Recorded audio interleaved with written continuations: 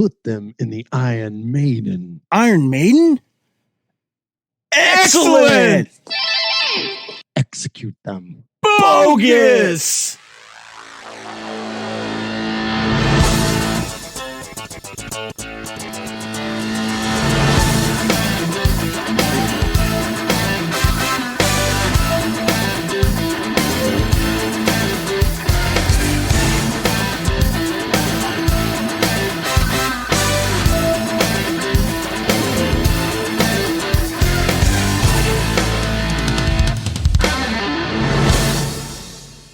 Welcome to San Dimas High here on Couch Potato Theater on the Fandom Podcast Network. Couch Potato Theater is the podcast here on the Fandom Podcast Network dedicated to celebrating all of our favorite films, those hidden gems, cult classics, guilty pleasures, box office bonanzas, even those ones that fail miserably.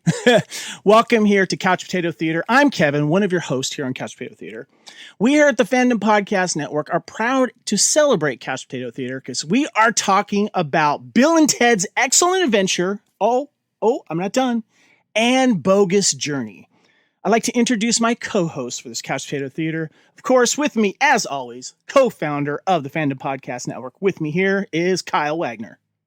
Kevin, something is amiss at the Fandom Podcast Network.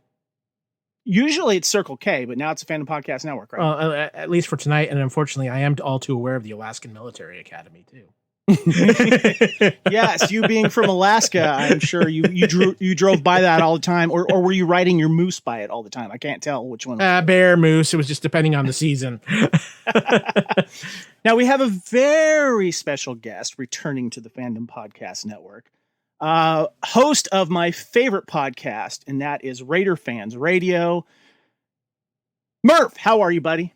I'm doing fantastic, guys. Thank you so much for having me on the show. Always have a blast on the different shows that you all have been so gracious to invite me to attend. And man, this is going to be a good one. I'm really excited about this one. And I would just like it, if you guys don't mind, refer to me as Murf S. Preston Esquire for the duration. Murf S. Preston Esquire. Okay, cool. Do you mind if I just call you Murf for short? That's fine. Yeah, that'll work. Well, first of all, real quick though, this was kind of your idea. You were excited about doing this when we were talking about other stuff, when we were also guesting on your show. Of course, you've been on here before. You recently were on the Star Wars podcast, What a Piece of Junk, as well. But this was something you were really excited about. I am, man. I got a history with these movies, and I know we all do in our own right with these things. But I've gotten to the age now where I can kind of like guest in on these things and be one of those guys that was old enough to experience it firsthand. You know what I mean? Like I remember talking to the Star Wars guys, and it was like, yeah, I remember seeing Star Wars in the theater. And so just like these two movies, I saw them both in the theater, remember exactly who I was with, when I saw them, where I saw them. And there's cultural relevance to this movie that I think probably got glossed over, but not within my life. Like I've catch myself still to this day quoting this movie constantly, and not even like intentionally. It's just like lines that have just crept into my psyche that just are there all the time. And just the spirit behind the movie is just so much fun. And even both of them, and have had such a blast revisiting them here over the past little while in preparation for this. Is like I told Kevin, like I've had them on nonstop loops in my house. I feel like I got two new roommates. Well, I appreciate you also wearing your Wild Stallions t-shirt. So Yes. Thank you for that. Looking good. Absolutely. Thank you for joining us, Murf. But before we move on, we're going to let the listeners know how they can find us here at the Fandom Podcast Network and Couch Potato Theater. You can find, first of all, Couch Potato Theater and all of our other great podcasts under the Fandom Podcast Network umbrella at our master feed at fpnet.podbean.com. Fandom Podcast Network is also on the Podbean app, a great way to stream us there. You can also find the Fandom Podcast Network on Apple Podcast, iTunes, Stitcher, Google Play, Spotify, iHeartRadio. We also have a great Facebook group. Search Fandom Podcast Network. You can also email us at fandompodcastnetwork@gmail.com. We are also on Instagram and Twitter at Fandom Podcast Network. My name is Kevin. You can find me on Twitter and Instagram at Spartan_Phoenix. Kyle, where can we find you? You can find me most excellently on Twitter at AKyleW, or most awesomely on Instagram at AKyleFandom. And Murf, where can we find you? Also, tell the listeners about what else that you're doing regarding podcasting and such. I appreciate you asking. So, my podcast network is called Murf's Fan Cave, and we do a litany of shows about Oakland Raiders football, now Las Vegas Raiders football. And we cover all topics. We cover from the history and the legacy of the team up to the most current events on a show we call RFR Live, and that happens every week on Wednesday nights. And we broadcast that also live on YouTube along with the podcast recording. And you can find that at youtube.com/Murf's Fan Cave. That's kind of the hub of everything nowadays. But you can find me on Twitter @_Murf. Awesome. And Kyle, why don't you let the listeners know how they can support us? There's 2 ways they can do that. Well, of course, you can. It all starts really at tpublic.com. That's where you can find all the gear of the Fandom Podcast Network.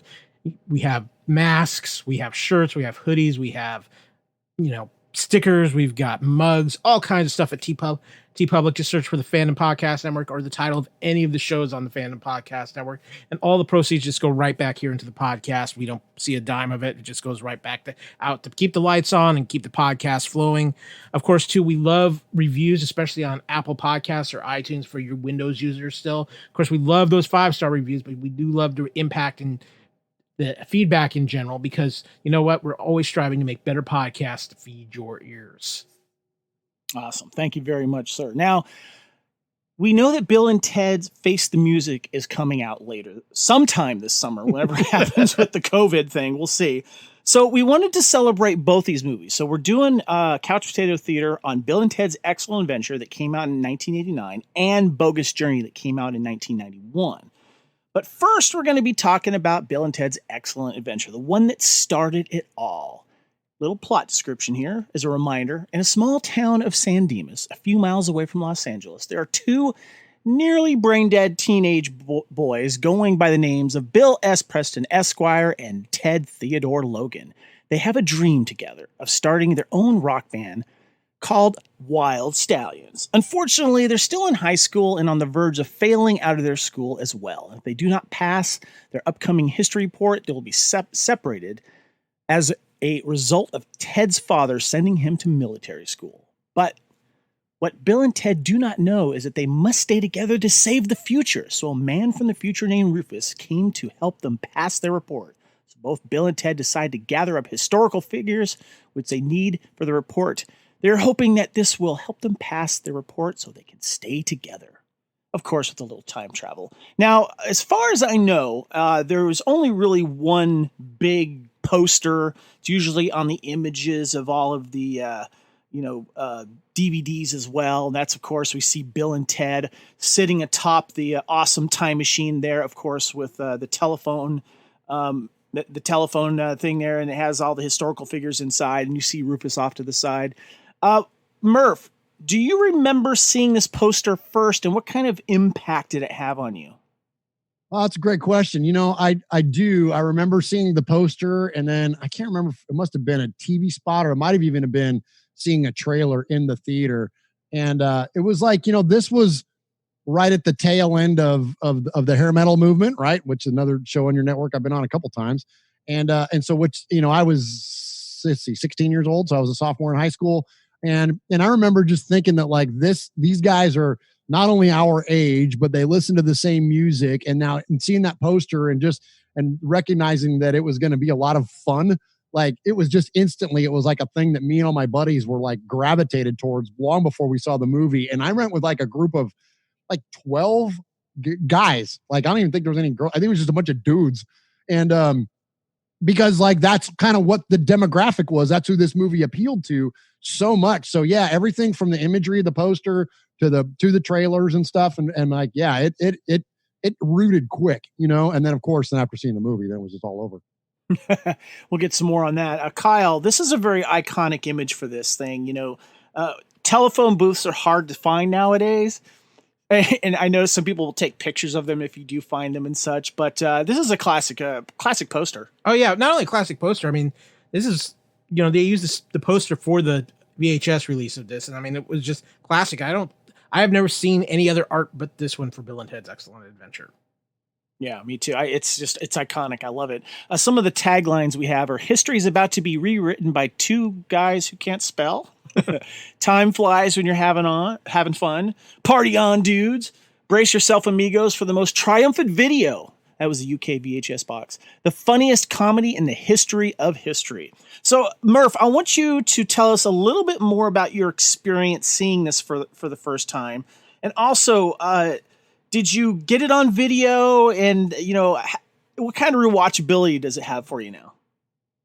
Yeah, so so it was great. So I'm talking like some of my best friends still to this day, guys that I've been lifelong friends with. I'm now well into my 40s, and we're still all good friends. And so, and again, I remember attending it with them, and it was very much like there's like a lot of good like dude buddy movies, right? Like some Kevin Smith movies, movie like Swingers, like, and then this is one of those where it's just like it you can relate to it because a lot of what's going on screen, you experience firsthand real life with your own friends.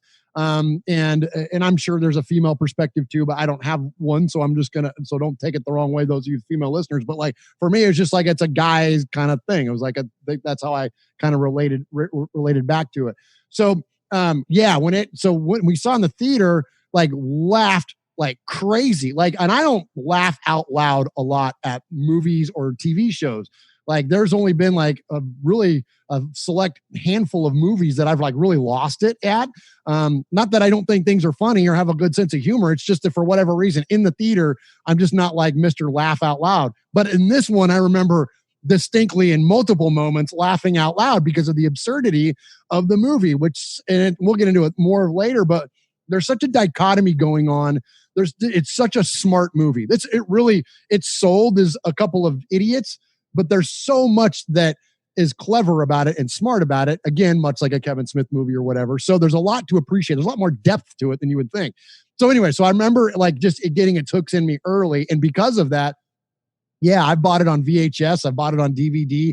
I don't own it on Blu-ray, but only because you can get it in HD streaming. And so I own both of them on Amazon Prime. And that's how I've just kind of had them on a loop here, getting prepared for this. But yeah, not only is there, now it's even got a nostalgia factor for me. So not only was it like back then watching it just because I liked it as a movie, but now it's like, it takes me back to the 80s. It takes me back to the early 90s. It reminds me of those relationships with those people that I went and saw those movies with. It reminds me of the relationships that we had with music and with pop culture. And there's, and even like hearing George Carlin and like my all-time favorite comedian and like, reconnecting with that. And like, so there's a lot of, and I'm not a nostalgic guy really, but really it has stirred up a lot in me, especially after here lately. Cause I'll bet you I've watched them 8 times in the past couple of weeks. Like I've just had them on as I've been doing things around the house and whatever. So you're prepared. Oh, it's been great, man. I've just had them on a loop, man. I just go one to the other while I've been like painting and like doing home projects, and I just got them on, and it's really familiar and it's really comfortable. And so, yeah, the rewatchability of them is really high. And something else I've noticed too is that with Bogus Journey, like that one's getting better and better. Like, and we'll get into it more later, I know. But like coming out of that movie, I wasn't in love with it when I first saw it, like I was with the original one. But now, like, there's so much about that movie that I've come to appreciate after rewatching it. Me too. Yep. Kyle, what about you? Did you see this in the theater when it came out? Heck yes, I saw this in the theater. I'm like Murph. I went with about probably 8 to 12 friends. We saw it, had an absolute blast with it. And the thing is that Bill and Ted are so relatable in the aspect of we just all wanted to be able to be those guys who just turned our brains off and just went with the flow. But like Murph said, the ultimate thing is this is actually a very smart movie too. When you get past the silly comedy side of Bill and Ted, there's a lot of really intelligent things with this. And I think this movie actually probably follows the rules of time travel better than Back to the Future did. Yeah. It's weird. I don't have memory, but I saw so many movies in the theater. I don't have a memory of seeing this on the big screen. I felt like I did, but I do have memory of getting it on video or maybe renting it first and then getting on video. Cause I had this weird little machine that I bought used at a school, a VCR that didn't have that protection on it. So I could like record movies that I rented. And this was definitely one of them before I bought my own copy. But I do remember seeing Bogus Journey in the theater and I was really excited about seeing that in the theaters. I have a feeling I probably didn't see this one in the theater, Bill and Ted. But for me, it definitely has a high rewatchability. Kyle? I have a theory about that Bogus Journey and why it stands out more memorable if you've for seeing it in the theaters, because I think the ending of Bogus Journey is so much more. It's just there. You know, there's so much craziness at the end of Bogus Journey that you can't forget it. We're going to talk about that because they had to reshoot that ending. So yeah, we'll get into this. So let me ask you guys, what are some of your favorite scenes in Bill and Ted's Excellent Adventure, Murf? Gosh, man, so many. So as I mentioned, Carlin's, so Carlin opening up the movie is great. And just in his, you talk about one of the wittiest guys on the planet, the ultimate wordsmith, and the way that he just he's very George Carlin in his, portrayal of Rufus. So that opening and that opening shot was kind of odd. That big obelisk coming in and all that stuff like that. It's a very striking image. Like it almost like you're wondering like, what the heck does this have to do with anything? But the beginning of the movie, like there is in the first like 30 minutes, there is some of the most awesome hits of dialogue, the funniest rapid exchanges. And so I'd say those early scenes, like, hey, Missy, Mom, and look, your stepmom's cute, dude. Shut up, Ted. Remember when I asked her to the prom? Shut up, Ted. Like all that stuff, like your dad's going for it now, dude, in your own room too. Like all that stuff, like those things are just like bang, bang, bang, bang, bang. And it's so damn funny, man. Like, and so I love that. The other one that I really like is I love the scenes with Billy the Kid, because he's like their first like buddy, you know what I mean? And and how he like becomes like an associate of theirs. Like he goes from just being Billy the Kid to then being like a part of the thing. But then keeping an eye on crates and stuff like that. And there's he's like a babysitter almost. Exactly. And in that scene right there that you just mentioned is one of my favorite parts of the dialogue. And it's a perfect example of where like they're sold as being idiots, but when you listen to their words, they're actually pretty well spoken. And so like when Bill turns to him and he goes, Billy, you're dealing with the oddity of time travel with the greatest of ease. Like this, like that's a very eloquent statement, but it's coming from this knucklehead. You know what I mean? So like, I love that. I love of course, and I don't want to steal anyone's thunder because I know there's one on the nose. I'll leave, but the Star Wars references. Okay. And the things that I think are so funny about that is that twice in the movie that I can at least remember off the top of my head, as I was jotting some notes as we got started here, is that another one of the things that this movie does so clever with the dialogue is that it will go for a joke in a way that you don't necessarily expect it. So in that scene, Ted says, I'm Darth Ted. Okay. So you would think the logical comeback to that is, I'm Bill Skywalker. Right? But he doesn't. He says, I'm Luke Bill. Like, yeah. It's so funny to me. That like, that's not like, who would have like, so anyway, so that's, but then another time they do it earlier in the movie is that when they're talking to Mr. Ryan, the history teacher, and he tells them, he asked Ted to stand up in class and he asked him who Joan of Arc was. And Ted says, Noah's wife, right? So later on, when they reference that, Bill says, dude, I definitely know that Joan of Arc wasn't Noah's wife. And so the logical comeback to that is, well, then who was Joan of Arc? But that's not what he says. He goes, well, then who was Noah's wife? So freaking funny, man. So those little moments like that are definitely my favorite scenes because they're just so smart. Like it makes these guys, that's what gives them the depth, that they're not just knuckleheads. Yes, they are, but there's another level to their characters, man. It's brilliantly written. Yeah. What about you, Kyle? What are some of your favorite scenes? Well, first of all, Murf, I cannot believe you ditched Napoleon.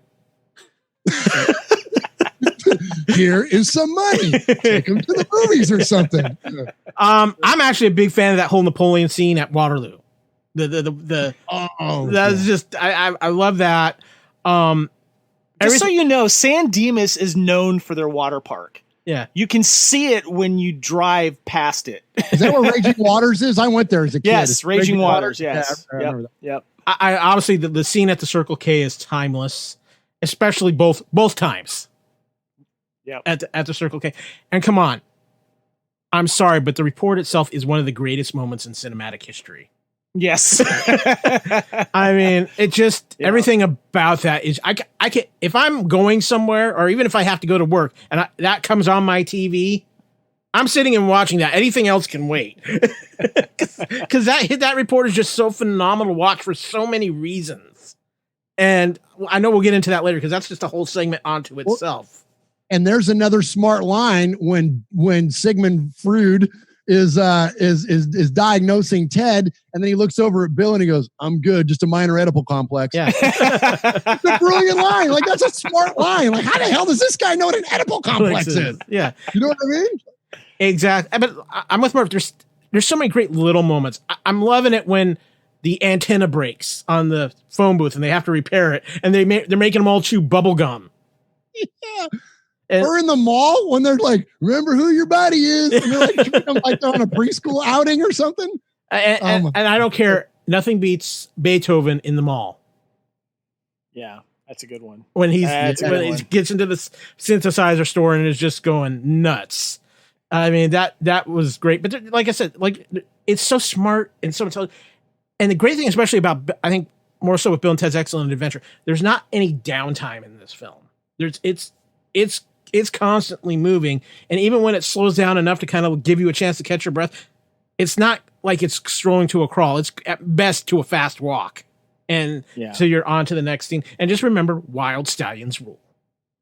I love the fact too that Ted is wearing a Van Halen 5150 shirt, you know, in that one as well. The best Sammy album by far. Yeah. Of course the end oral report, history report is great. And I love it when they're all at the mall. That mall is very funny. Genghis Khan is hilarious in that one as well. I do like it when I love the whole scene when they go to the medieval times and they meet the princesses.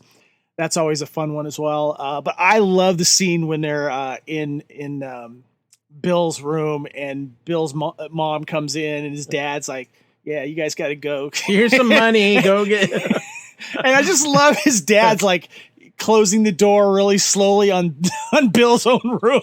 Yeah. And Ted's like, they're like totally going for it in your room. Shut up, Ted. Yeah. Well, we all learned there's a price to pay for the Missy. Yeah. What about like right before that when he's staring down her shirt and he goes, "It's your mom, dude." Well, we've said a lot of them already, but I didn't know if there was any other quotes you guys want to throw up. I love it though when Bill thinks that Ted's dead, he goes, "You know, you killed Dad, you medieval dickweed." That's my favorites too. That's a great one. I got one of those. If they feel like throwaway lines, but they're not, is that one when they first step out of the phone booth in the Wild West, and he steps out and he goes, "How's it going, Old West, dude?" Yeah. Like that. But then my favorite one, though, is when when they're in medieval times, they walk out and he goes, "All right, Ted, who should we bag?" And he goes, "How about that gnarly old goat dude?" Like they always have these like funny nicknames for people, man. I love it, man. So yeah, gnarly old goat dude is definitely up there for me for best line. I think one of the underrated scenes in this whole movie too is when they go to the future. When they misstyled and they actually end up where the movie is at the beginning. And it's just kind of that's a good pause, right? That's a really good pause, but it's also very pertinent. And they're like, it's you. And they're like, "It's you." And they're like, they're not realizing the whole moment. And then when they leave, and then it's like, "Rufus, what was that cool place that had the really rocking music?" Murph? I got one more too that reminded me earlier when Kyle said, can't believe you ditched Napoleon." And like, again, one of the best lines in the movie. And if I don't know if I can curse on here or not, but like it comes from the little brother. He goes, "He was a dick." Yeah. Deacon. Yes. Yeah. So funny, man. Yes. Okay. So guys, you know, I have a segment here that we've recently been added to Couch Potato Theater, and it's called "Who is Your Movie Crush?" But we're calling it Babe Report. Not the history report, but it's a babe report. So I put up 4 ladies here, and I want to know who your movie crush is of the movie. We've got Diane Franklin, who played Princess Elizabeth, and some people may remember her, of course, in the classic movie Better Off Dead. She was the romantic person that spoke French. The other princess, Princess Elizabeth, the other Elizabeth, played by Kimberly Yates. We also have Missy, Bill's mom. We also have Jane Weedland, who played Joan of Arc.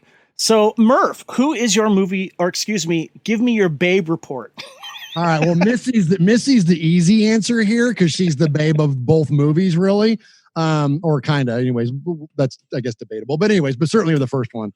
But I love the Go-Go's, man. And when I was a kid or a young man, even as a teenager, I had a huge crush on Belinda Carlisle and, of course, Jane Weedland. So, I mean, so that to me, I think is definitely would be my answer, man, just because of knowing who she was on and off the screen and, you know, on the rock and roll stage, man. She was great. Kyle, who is your who's on your babe report? Okay, well, we have to start with Missy because, like Murph said, she is the Missy. Yeah, well, Missy's the babe of the film. Whenever I see Missy now, I think of actually a more modern song that came after Bill and Ted. But Missy is the Stacy's mom has got it going on, mom. There you go. Yeah.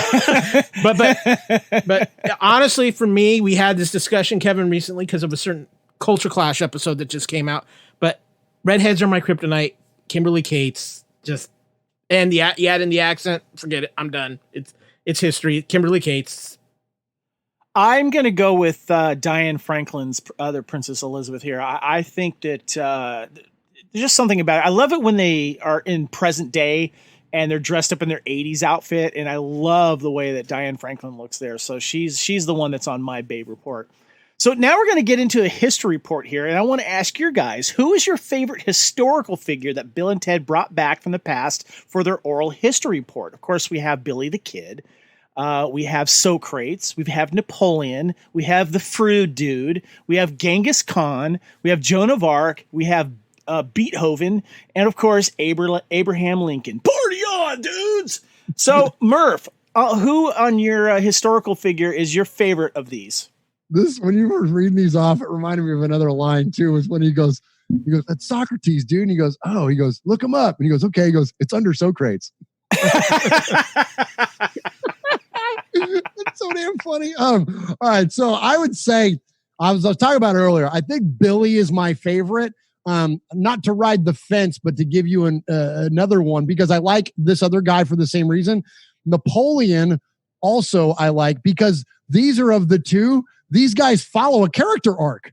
Like you see a character progression for both of these guys. And like where Napoleon, it's like, it's almost the man out of time. It's almost the Captain America story for Napoleon, and like him dealing with like everything from the bowling and all that. But anyway, Piggy. So funny. And then at the end, when he's describing what he's going to do after he conquers the earth, water slide. Like, so funny, man. So, but anyways, so that's kind of a 1A, but definitely Billy the Kid because of that, because of the progression, because he becomes like part of the crew. Like he becomes like much like Death does in the second movie. Like Billy like becomes more than just a personage of historical significance. He becomes. Well, just so you know, a little history here. Dan Shore, who plays Billy Kid, was also Ram in the original Tron movie. Oh, nice. Yep. That's very cool. Right on. All right, Kyle. Who's your favorite on the history report here? I'm going to get in a little time loop because I got to agree with Murph.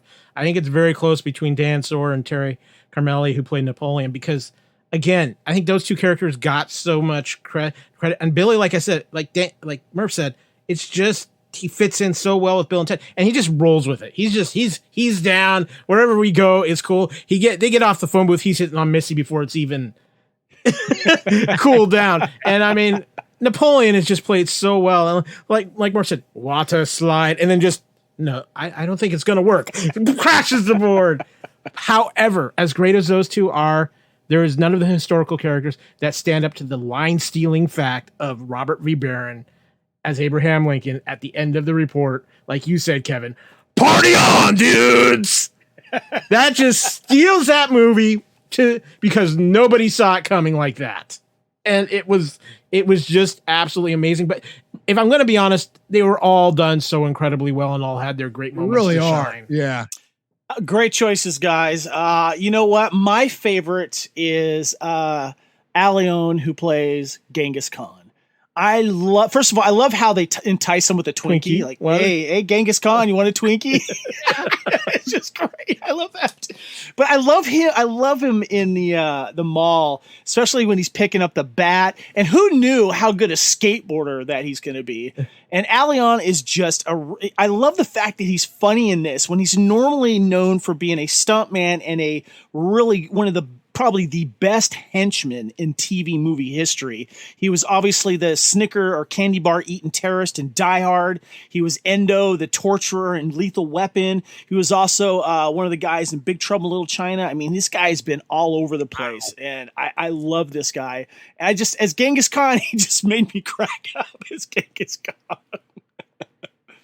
I love when he bites the bat. Yes. The aluminum bat. Oh man. Okay. So Stephen Herrick is the director of Bill and Ted's Excellent Adventure. He also directed Critters and Mr. Holland's Opus and one of my other favorite 90s films, The Three Musketeers. Mm-hmm. And we're going to be talking about that on Couch Potato Theater in the near future. The screenplay was written by Ed Solomon and Chris Matheson in early of 87, based on a comedy stand-up routine they had performed while in college. Director Stephen Herrick called the screenplay incredibly laugh out loud, but recognized that because of some of the off-center humor targeting a specific audience, the film was either going to be a huge hit or a huge flop. Herrick stated that the shopping of the film for the distributors was difficult. Warner Brothers wanted to produce it with a $10 million budget, but could not figure out how to fund it. The film ended up being picked up by Dino De Laurentiis through their group as well. Through casting, they said Herrick screened between 200 and 300 actors for the main roles, asking actors to try out for both parts during audition. Pauly Shore was among the hundreds of actors considered for the role, as while River Phoenix, Sean Penn, and then upcoming actor Brendan Fraser reportedly auditioned for Bill. Keanu Reeves was one of the first to audition, and Herrick quickly identified him as their Ted, making much of the rest of the casting to find a match against Reeves. Alongside Reeves, 24 actors were called back and auditioned in various pairs to find good chemistry. On that day, Reeves was one of the first to arrive along with Alex Winter, and while waiting for auditions to start, found out they had a lot of personal details in common, such as bass guitar, motorcycles, and so they finally realized that was who the two were going to be. Winter said of casting George Carlin as Rufus as a very happy accident. The role of Rufus had not been established when filming started. Herrick stated that the intention was to have Eddie Van Halen as Rufus, given the frequency of Van Halen references in the screenplay, but this was not possible because of the low budget for the film. Yeah. They started way expensive right back then. Yes, exactly. They started looking for actors who could fit the rock motif, making a short list that had been included Ringo Starr, Roger Daltrey, Sean Connery, and Charlie Sheen. They soon recognized that no one on this list was a comedian. Producers Scott and Bob Court had just finished filming Outrageous Fortune, which co-starred Carlin. With the film's production nearly complete, they were able to get him to complete filming. So, guys, I want to ask you about the cast in general, and I wanted to give you guys, what do you think about the casting of Bill and Ted? What do you think about George Carlin and, Hal Landon, the father, Captain Logan, Bernie Casey as the teacher? Give us some of your thoughts on the casting, Murph. Yeah, so as I mentioned at the top, Carlin's my all-time favorite comedian, and I think one of the all-time greatest wordsmiths ever. And so to hear him and his delivery at the top of the movie, I think really sets a cool, precedent for what is to come. Even our dirt is clean. Just the way that his rhythm and the way that he speaks, I think is perfect. And then it makes sense now that he was to be in Eddie Van Halen because, of course, at the end of the movie when he goes and he shreds out, and I think it's like Steve Vai or something in real life that does that. But But yeah, so knowing that was going to be part of the movie, then that makes perfect sense. So I think that was probably my favorite casting. While these other guys, it would have been cool to, like, Ringo, I think, could have pulled it off, like even Daltrey or any of those guys, those classic rock and roll guys, Jagger, Townsend, you name it. I mean, any of those guys could have done it. But the idea that they went with a comedian and went with somebody that's so good with words, because again, as we talked about already, this movie is full of so much great dialogue. So to have a dude that's master of dialogue, like, yes, that made perfect sense. So, and then the rest of it, like, I don't remember knowing any of these actors. Bernie Casey had been around for a minute and done so many things that he was a familiar face and a familiar voice. But in terms of the rest of the actors, especially the younger ones, I mean, none of us knew any of these guys and girls other than Jane Whelan, I guess. That would have been one that was familiar. But I thought it was like, it's one of those ones where there's only a handful of perfect songs to me. There's only a handful of perfect movies to me. And while, that doesn't necessarily mean that they're like perfect for everybody or that but they're perfect for what they are. Like, and for what this movie is, I don't think you could have gotten any better at any of them, top to bottom, and casted it better or differently. That would have made the movie better. So I'm fully on board with what they did. I think it's brilliant. That's great. What about you, Kyle? How do you feel about the cast? Like, I agree with everything Murf said. This is one of those movies that there's nobody you could take out and replace in this film. This casting is absolutely perfect. But I want to specifically get to George Carlin for a minute, because Kevin, this movie did for George Carlin what we talked about the other day, Ocean's 11 doing for Carl Reiner. And it brought him to an entire new generation of fans. I don't think George Carlin ends up in Kevin Smith movies like he does if he doesn't have this, because I think this brought a whole new generation to George Carlin, because I know a lot of people who liked him in this and went back and researched fully who George Carlin was after the fact, finding the old George Carlin stand-ups on VHS or on HBO or Showtime with that. So I think this was a big thing for George Carlin, introducing him to a whole new generation. I also want to mention out, like Murf said, Bernie Casey, who has been in so much, and he just has that presence. And if anybody's, I remember him from Revenge of the Nerds. Yeah. If anybody's there you go. If anybody's gonna scream teacher, it's Bernie Casey. Yeah. And here's the thing, and I think this is why it works so well with him.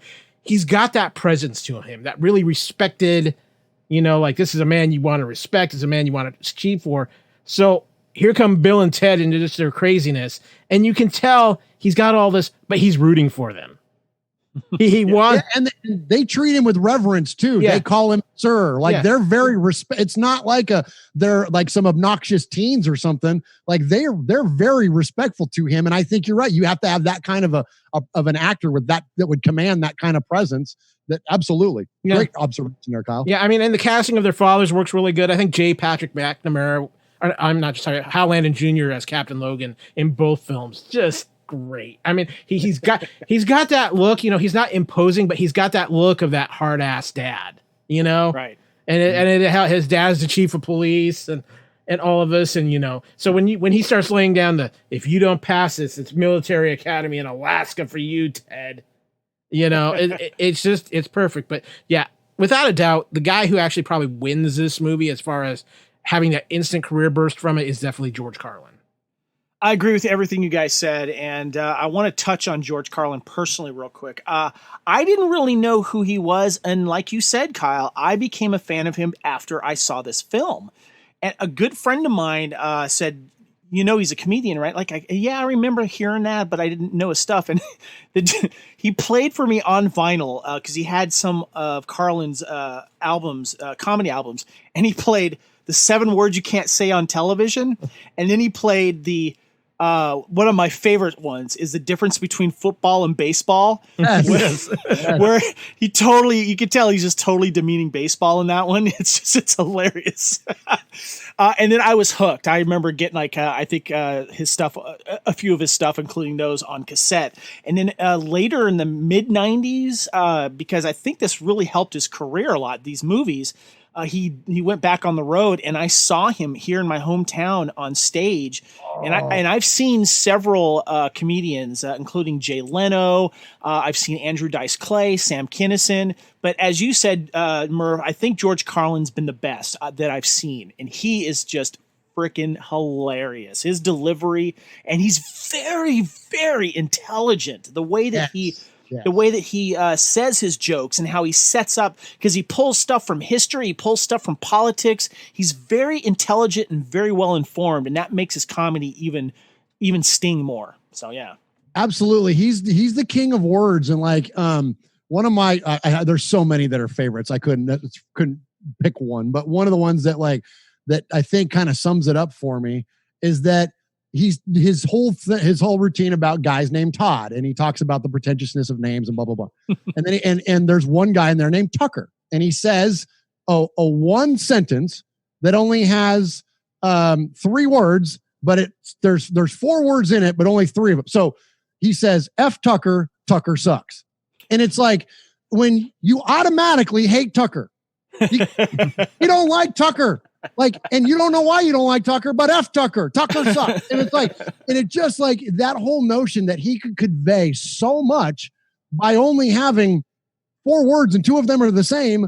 Like, it's just like, that's the genius of him. And it's just, and there's so many and like you mentioned the baseball and football one. The other thing that is hilarious that he goes, we're not even going to talk about golf because watching golf is like watching flies F.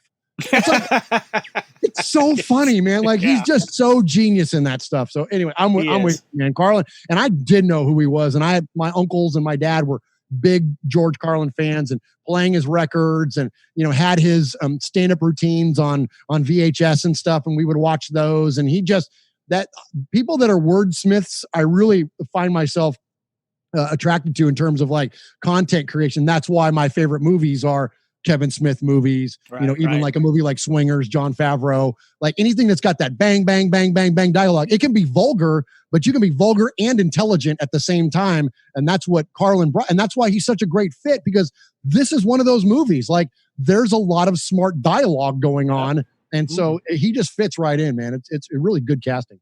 Well said. Movie has a running time of 1 hour and 30 minutes, so a nice quick edit. Obviously well paced. That's one of the great things about this. Well edited. The movie was released in February 17th of 1989 with a PG rating. The budget was around $6.5 million, they estimate. And then opening weekend, it almost made its budget at a little over $6 million. The total gross worldwide was a little over $40 million. So I guess that did pretty good. Some of the reviews: Bill and Ted's Excellent Adventure. Let's see, it says it has an 80% approval on Rotten Tomatoes. And the consensus reads, Keanu Reeves and Alex Winter are just charming, goofy, and silly enough to make this fluffy time travel adventure work. Washington Post gave the film a negative review, finding the script written by Chris and Ed as made only the sketchiest attempts to draw their historical characters. They exist as foils and nothing else, and the gags that are hung on them are far from first rate. And that is if director Stephen Herrick has any talent for comedy. It's not visible here. More than anything, the picture looks paltry and undernourished.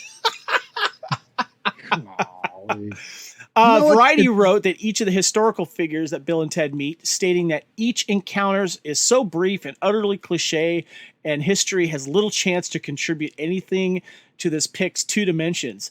You know what, Murph? I don't think these people got this film. No, this was not their audience. And the guy that says that it looked paltry and undernourished, like, I don't know about you all, but watching this back on Amazon Prime, of course, and we're watching it nowadays on, 4K TVs and whatever, our displays are much more advanced than they were back then. But like, this movie holds up, dude. Like, it looks great. Yeah. I think like the you know what I mean? Like, so that's a goofy. I'd almost say if you want to talk about the look of the movie, I think Bogus Journey actually looks a little grayer compared to this film. Totally agree. One of the strong points to Bill and Ted's movies is the soundtracks. The music by the score was done by David Newman. Bill and Ted's the soundtrack itself. There's a various of artists here. They're also released in 1989 on A&M Records. Play With Me by Extreme. Boys and Girls Are Doing It by Vital Signs. Not So Far Away by Glenn Burtnick. Dancing with the Gypsy by one of my favorite bands, Tora Tora. Father Time by Shark Island, another obscure hair metal band. Breakaway by Big Pig. This was the opening theme song, and I remember that song too. That was a big dance thing. Dangerous by Shark Island. Walk Away by Birkin. In Time by Robbie Robb featuring Steve Salas. And Two Heads Are Better Than One by Power Tool. These tracks are in order of the album differently that they are in the movie. In the movie, the songs appear with Breakaway, of course, starting first. The following songs appear in the film, but were not included in the soundtrack. No Right to Do Me Wrong by Range War. Party Up by Rory. Bad Guitar by Stevie No Wonder Salas. Carlin Solo by Stevie Salas. And Game of War by Warrant. Murph, what say you on the soundtrack? It's a little racy when some of these songs, like the boys and the girls are doing it when you listen to them lyrically. And like I mentioned, I've had these things on kind of on a loop and I've been listening. So I'm really in tune with a lot of the things that I've heard. And so like some of the lyrics behind now, and then like two heads are better than one. Like the next line is it's double the pleasure and triple the fun. Like, you know what I mean? Like, it's kind of like they go down some racy, and that makes sense. I mean, it was the late 80s. That's what a lot of music was doing in the hair metal genre, which this thing, hit on.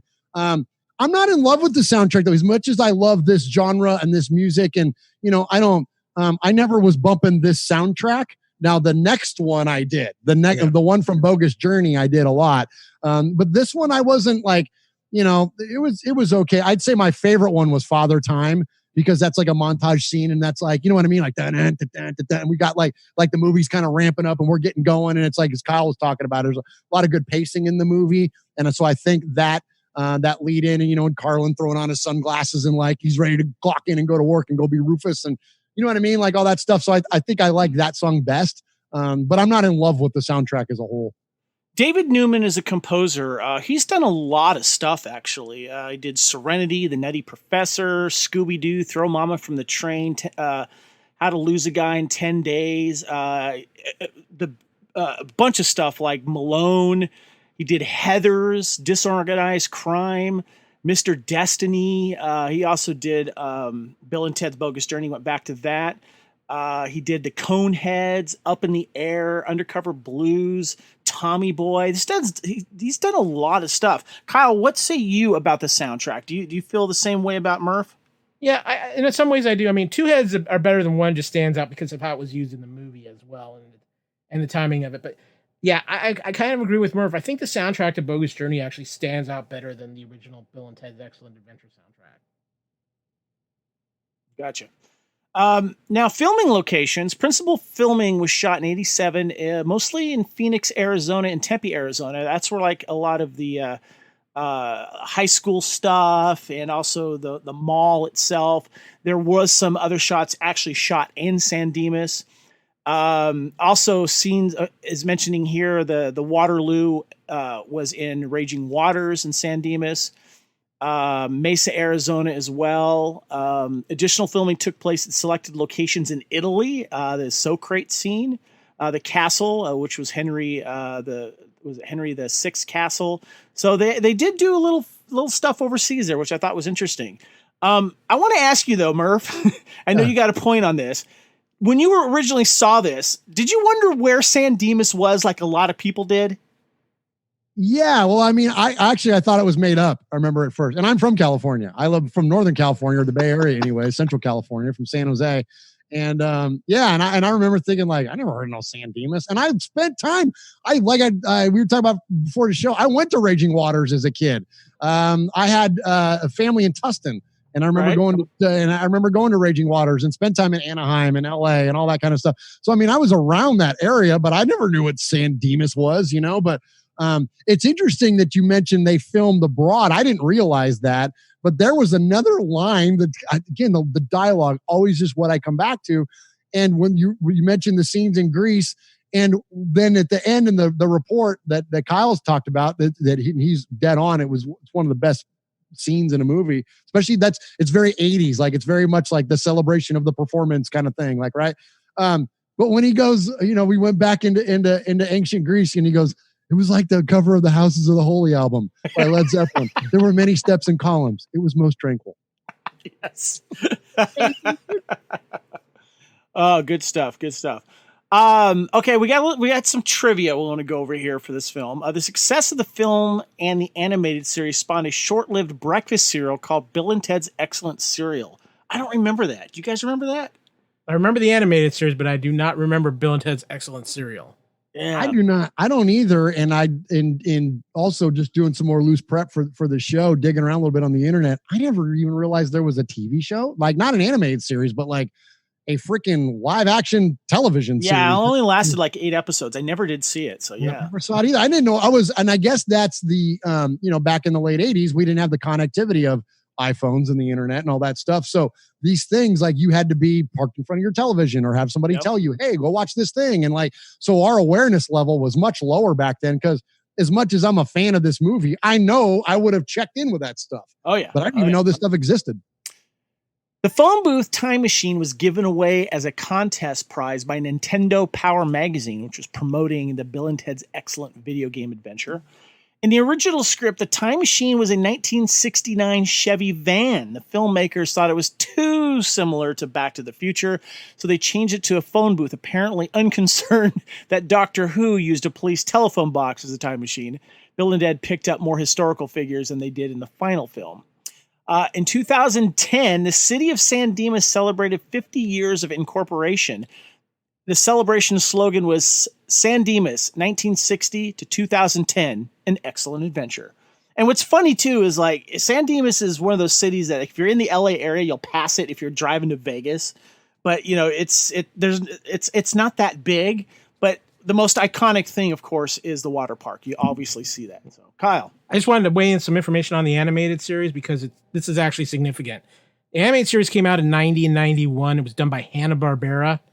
It was 2 seasons, 8 episodes a season, with Keanu Reeves, Alex Winter, George Carlin, and Bernie Casey all reprising their roles from the film. Yeah. No way. Yeah. Wow. Yeah. I actually, I got Bill and Ted's Excellent Adventure and Bogus Journey on a 2-pack Blu-ray just recently because I went on Blu-ray, but I still have my original DVD collection of both the films, and it comes with a great DVD with special features. And in the special features, you get to watch the first episode, and I did watch it. I'm like, oh man, it's actually their voices. So that was pretty cool. Is it good? It's okay. You know, it's fun. It's, you know, it's interesting. And, you know, they do have separate time travel adventures and stuff, but it was cool that they reprised their own voices for it. Yeah. So it sold it a little bit better for me. So yeah. It sounds like, have you ever seen the Clerks cartoon? Oh yeah. Yes. Like it's not bad and it's the same actors and stuff. So it's kind of cool, but it just still lacks the punch of a movie. Agreed. Bill and Ted's Excellent Adventure was selected as number 8 in Rolling Stone's 10 best stoner movies of all time in 2013. I hate that. Yeah.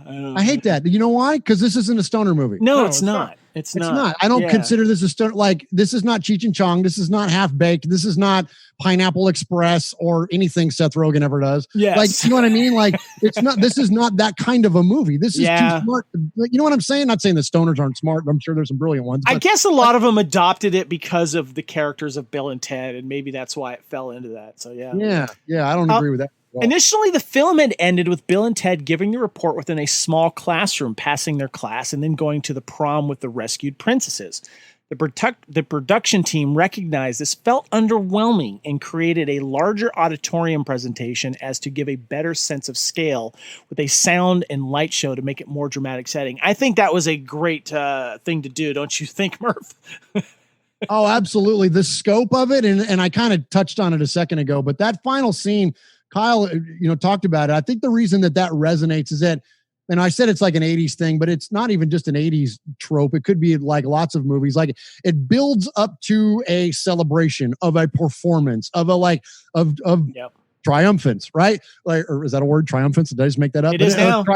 Right. But of a triumphant event, right? And so, like, or in a sports movie, it could be the game, the championship game or whatever. And so to give it that scope, and even I've found myself, like, you see different characters in the audience that you see their demeanor, because they've showed that scene evolve over the movie where there's other speakers, most famously the San Dimas High School football rules guy, right? and so you see the audience members kind of evolving as well. And by the end of it, they're rocking out with Bill and Ted. And it's really well done, man. I think it's awesome. Yeah. The initial cut of the film was 2 hours and 25 minutes long and was pruned significantly. One such film scene was a lengthily choreographed song number that would have led off the film, starting with Bill and Ted dancing via air guitaring on their way to school and ending up getting bullied by jocks once they arrived. In February 2020, Winter found some stills of the filmed version of the scene on the old hard drive and shared them on the internet with some additional details on its production. I missed that out. Kyle, did you see that? I heard about this, but I'm so glad they didn't do this, because I think that's part of the magic of Bill and Ted is nobody really necessarily came across as hating them. They just saw them as a little goofy. And I think if you would have established that bullying thing with people like hating on him and stuff like that. It changes this movie in so many ways, and it takes out, it gives it a little bit of a dark edge it doesn't need. So I think I'm really glad they didn't put that in. Yeah, there's a line in the bar fight with Billy the Kid where they're getting backed up, and he goes, "We're totally weak. We couldn't possibly fight you." Right. And he goes, and that's when Ted offers him Waterloo passes to not kick their ass. Yeah. But like that's, and so that works in that context. But I'm with you, Kyle. If you took their world characters or their time characters and had bullies on them, I don't think it plays nearly as well. I totally agree with that. Good points. Yeah.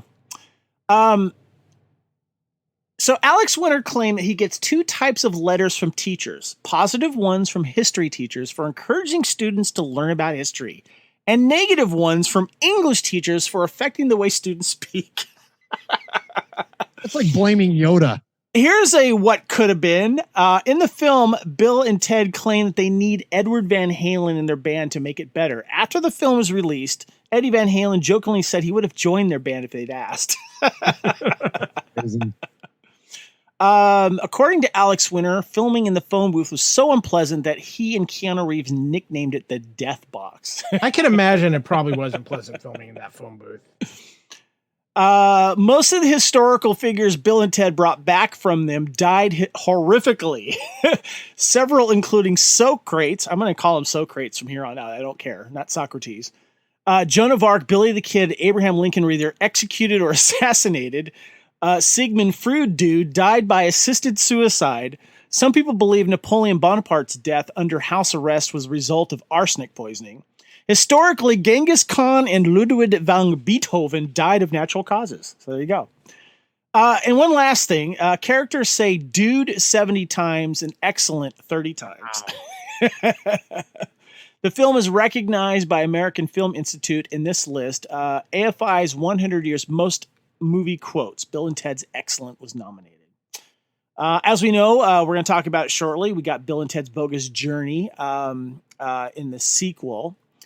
Also announced too, and we'll talk about it soon, about Face the Music. But as you guys mentioned, there was a TV series. There was the animated series and a live action series. It only ran 7 episodes on Fox in the summer of 1992. How did I not notice that when I was watching Fox religiously during that time? I don't know. Same, right? That was like Tracy Ullman show and all that stuff. Maybe I just locked it out because maybe the trailers look so bad for it. Kyle, do you remember this at all? Maybe it's because, no, I don't, but maybe it's because I have no idea who the two actors were that they cast to play Bill and Ted.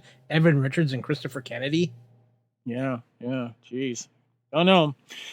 We had DC Comics produced a tie-in comic following the plot of the first film to coincide with the film's release on home video. We also had video games. There was a Game Boy NES and Atari Lynx games that were released. I forgot about that. Jeez, yeah. Also Commodore 64. Here's interesting too. Theme Park, the annual Halloween Horror Nights event, Universal Studios Orlando, hold on, Kyle, and Hollywood have featured since 1992 Bill and Ted's Excellent Halloween Adventure. What do you know about this, Kyle? I have been to it. I have seen it. I have lived it. I have been to Halloween Horror Nights at Universal Studios, and it was one of the final years of the Bill and Ted's Excellent Halloween Adventure, and this thing is just fun. It's actually, it's maybe more packed than the actual haunted houses. They run the show twice every Halloween Horror Night. They don't run it anymore, but yeah. It's phenomenal. It's fun. If you got a chance to see it, you're incredibly lucky. You know, it said here too, on August 15th, 2017, Universal announced that 2017 would be the final year of the Halloween Adventure in Orlando. And then on November 4th, 2017, Bill and Ted's Excellent Halloween Adventure came to a final close, but not before a surprise appearance of Rufus. Was this a very popular thing all these years? Yeah, it was immensely popular. Bill and Ted, everybody. Where was it located in the park? Well, there's a performance arena in the park for like some of the animal shows and things and some of the stunt shows at the time. That's where they performed this, was in that performance arena. If you go to at least Universal Studios Orlando, when you have obviously Islands of Adventure and you have Universal Studios, it's on the Universal Studios side.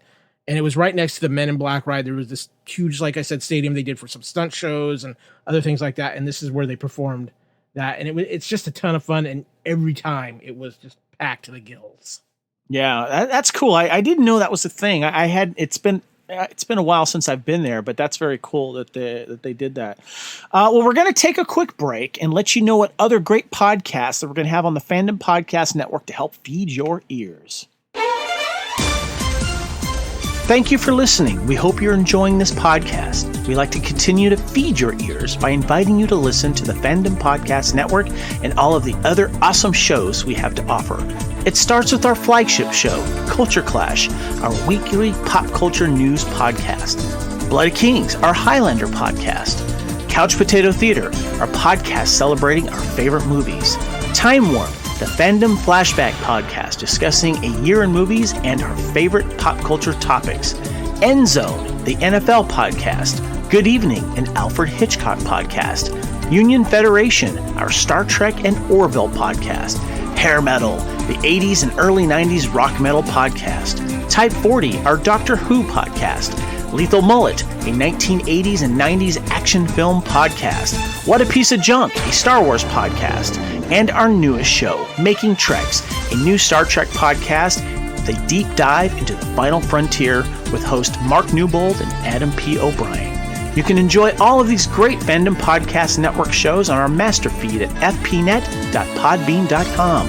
Fandom Podcast Network is also on Apple Podcast, iTunes, Stitcher, Google Play, Spotify, and iHeartRadio. You can also find us on Facebook under Fandom Podcast Network. You can also email us at fandompodcastnetwork@gmail.com. You can also find us on Instagram and Twitter under Fandom Podcast Network. Thank you for listening, and remember, respect others and enjoy your fandom.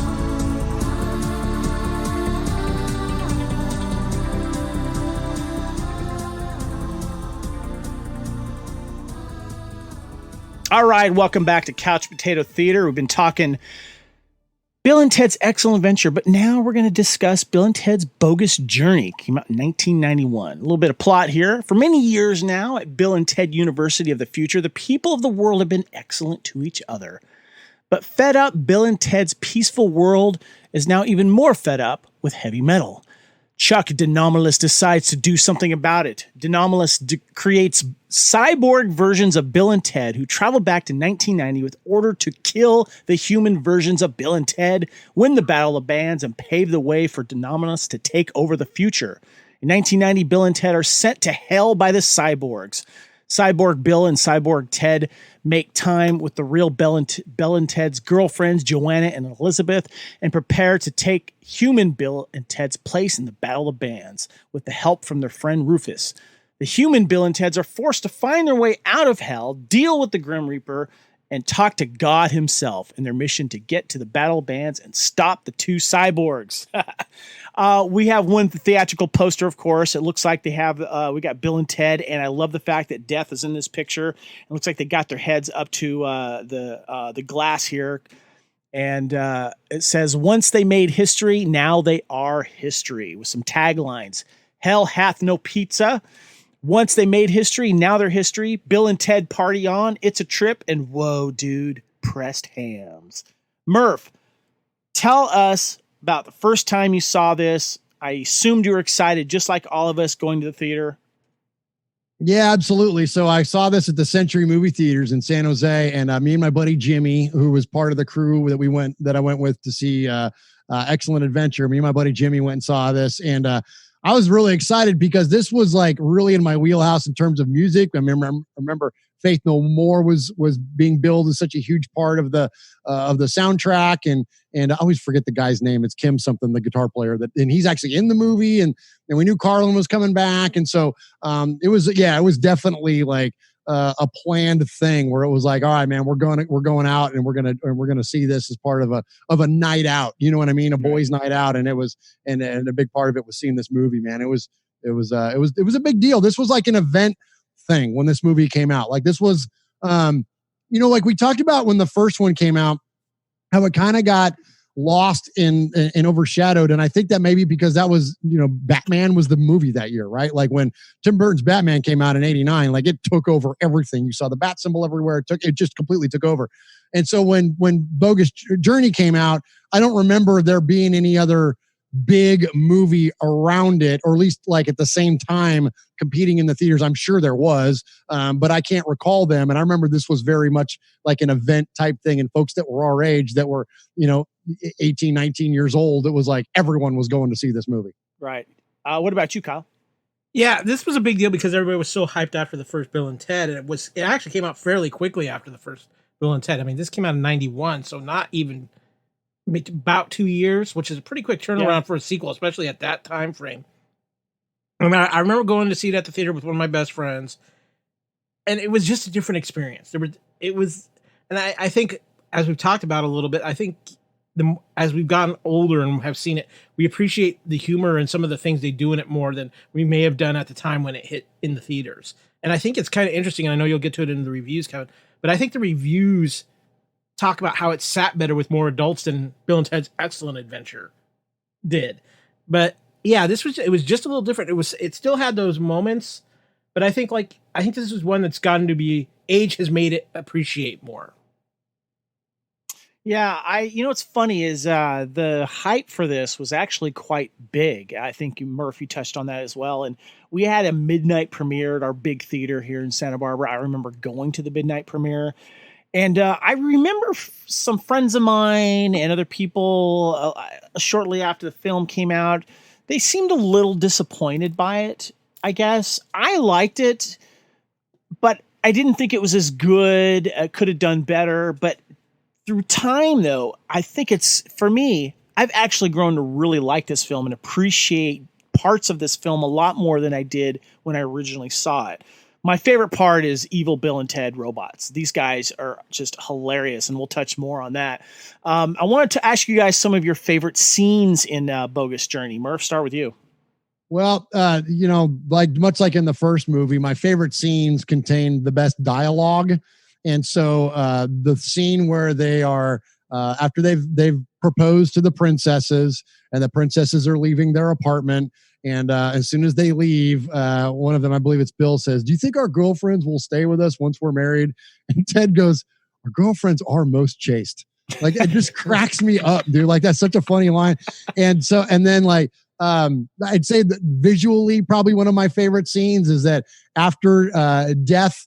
They've defeated him, so he's at their beck and call, and must follow their wishes. So they go to heaven before they see God, and they've got to get into the pearly gates, right? They've got to get in through the pearly gates. So what do? They freaking beat people up and take their clothes, and one of my favorite lines there is about how we've been in heaven for 6 minutes and we've already mugged 3 people. We better get out of here before we screw it up for everybody. That's a great line. But then Death standing there in that little Bo Peep outfit, and they're like, "No, you look good, dude." And they keep laughing. Yes. Oh, it's so funny, man. Cause that's really where the Death character to me is one of the, he's one of the best in this movie. And that's where you really see the absurdity of what is going to happen with him when you see him the first time dressed up. You start to see it in the games when he's smelling his foot in the Twister game and all that. You start to see it become a little silly there. But once he's in that outfit and he's just "Stop it, you guys." He's all embarrassed. He's Death and he's embarrassed because of the way he looks. That's hilarious to me. Kyle, what were some of your favorite scenes? You have to go to the competition with Death. When they're playing Battleship and then Clue and Twister. It's classic. And, I really love, this is the thing where both Bill and Ted films are great, is the ending sequences are just phenomenal. They are two of the things that make these movies stand out. The whole thing where they defeat evil robots, Bill and Ted, with good robots, Bill and Ted. More time travel hijinks. Rufus shows up in the most unexpected way possible. And then they time Pam Grier. Yeah, Pam Grier. Yeah. They time travel and Bill comes back as an extra for ZZ Top. Engine just going right into the Kiss music and everything there. I love the closing credits with the newspaper articles and just reading those newspaper articles with the different crazy stories. And then, it's Bill and Ted rumored to break up. Dow dropped 6,000 points or something. like a rumor or hoax, Styles has record day. just all those things. And again, this is what makes the Bill and Ted films work. It's all those little things, those moments of dialogue, those fun things. But Kev, I got to ask you, do you have any robot chub? Yeah, you're stepping on me here, man. I love that when they're playing the games against death and with Clue and Battleship and Twister. I just love it. It's so funny. I love it when they first arrive in hell as well. They're like doing, hey, look, it's a devil, and they're doing the devil horns. Their versions of hell were very funny as well. I love Evil Bill and Ted. They were so funny. Like when they're trashing the apartment, they're taking off each other's heads and playing basketball, being complete jerks to the princesses. I absolutely love those. Okay, we talked about a little bit. Let's talk about the favorite quotes. I'm going to go first this time. I love it when they're dead and they're climbing around in hell, and Bill goes, Ted, and then Ted goes, yeah. If I die, you can have my Megadeth collection. And Ted's like, but dude, we're already dead. Oh, well, they're yours, dude. And Evil Bill and Ted, I love it when Evil Ted's looking at the picture of the princesses and he goes, I got a full-on robot chubby. Murph, what were some of your favorite quotes in Bogus Journey? Well, I'm not a huge fan of imposter movies typically, but the Evil Bill and Ted worked for me too. And I love that when they're in that basketball scene, how they've started to have, now they have nicknames for each other. Cause after Ted dunks it, he goes, Bill goes, way to go, E.T. Yeah. They got nicknames for each other. Right. It's really funny to me that that comfort level of them. And even at the last scene, when they know they're defeated, they're like, see you later, catch you later, Bill and Ted. You know what I mean? It's they don't even put up a fight. They just know they've got. But my favorite, other than the ones that I already our girlfriends are most chaste is probably my favorite line through the whole movie. But the other one that cracks me up is that when After Station has merged the two stations and become the one big station, he's getting something out of the van and the camera pans up from underneath across his rear end up to his face. And Bill goes, station, you have a totally huge Martian butt. It cracks me up, man. It's so funny. And there's this big old giant Martian ass hanging out in the, oh my gosh, so funny. What about you, Kyle? What are some of your favorite quotes? Oh, come on. It's when they get to hell and we totally got lied to by our album covers, man. Yeah. And I love it. You totally killed us, you evil metal dickweed. Yeah. And we're going to do it again. How about the reference to pretzels and cheese? I know. That's where they work. That's another thing. It's just a seemingly throwaway line, but it establishes so much plot with something like that they work at a place called Pretzels and Cheese, and they barely make enough money to pay their rent working there. Good stuff, guys. Good stuff. Okay, so the director was Peter Hewitt. Of course, the same writers, Chris Matheson and Ed Solomon. Let's talk about the cast here, guys. Obviously, we know that we've got Bill and Ted back there, Keanu Reeves and Alex Winter. But, we got George Carlin back as well. We got Missy back as well, doing the funny seance scene. Jim Martin from Faith No More. We've got the fathers back. We also got William Sadler as the Grim Reaper. Murph, what say you on the new cast members here in Bogus Journey? Yeah, I dig it a lot, man. I thought that this was, if you could, it's hard to compete with the first one, but they just kept it up, in terms of well casted roles. The guy, I don't, you pronounce it Chelsea Ross, the guy that plays Colonel Oates. Yep. What a perfect guy to cast in that role. So just the way that, and then the people playing themselves, Les Claypool, I thought it was very, very well done. The guy that's Denomalos, I don't even know what other stuff he's been in, but he just strikes you as that classic English. Denomalos was the main villain in Lethal Weapon 2, if I remember correctly. Yes, exactly. From South Africa. So just to carry that through, but the Reaper casting, the death, that guy, and I know that actor William Sadler, I know he's been in a million things over the years, but he's even in one of the montage scenes later on where they're showing people watching the performance. Mm-hmm. He's there as the suburban family. Yes. He's the dad there in that. And but anyways, he's funny, man. And the fact that they gave him like this thick, like what is that an Austrian accent or just an East German anyways accent? Yeah. Like the reason that they gave him that, like I thought that was really, really well done. And again, he's one of my favorite characters of the movie. And again, very undersold because he just gets funnier and funnier as the thing goes on. What about you, Kyle? What do you think of the rest of the new cast here that we had? Oh, come on. William Sadler's death is iconic.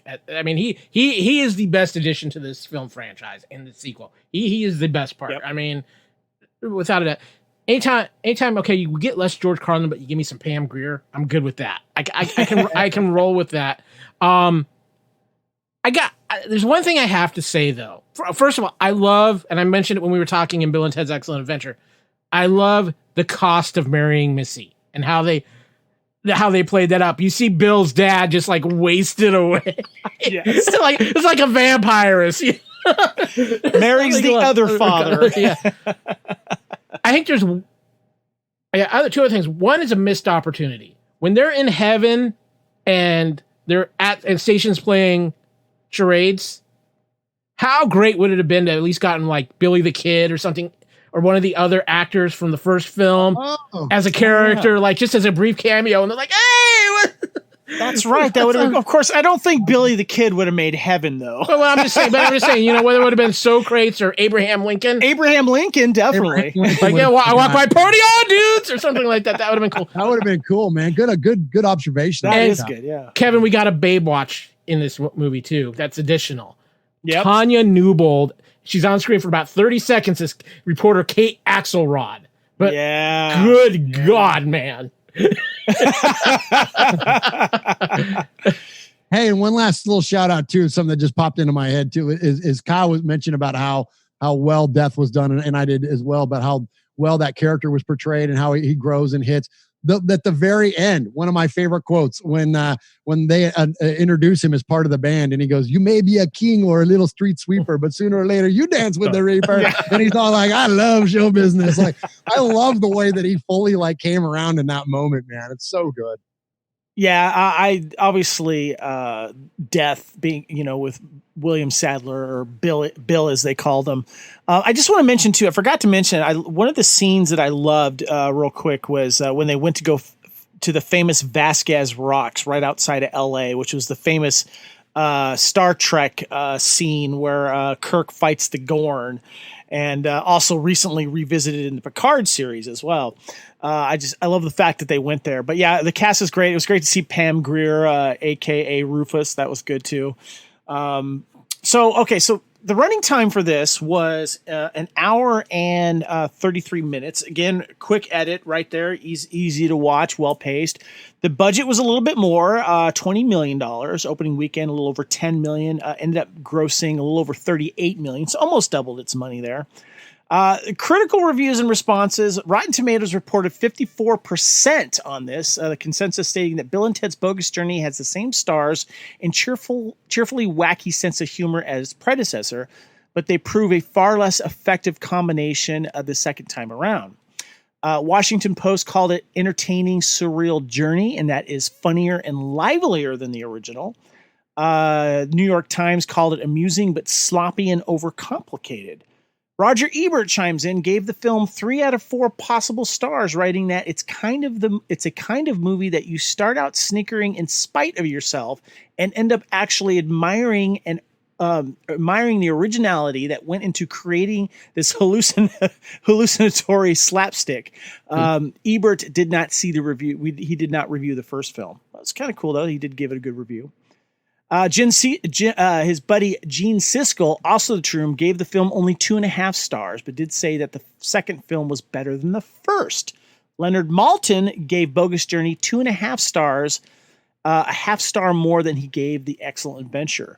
So it's interesting how we got a couple of people saying they liked it better than the first. Some people did not. What do you think of these reviews, Murf?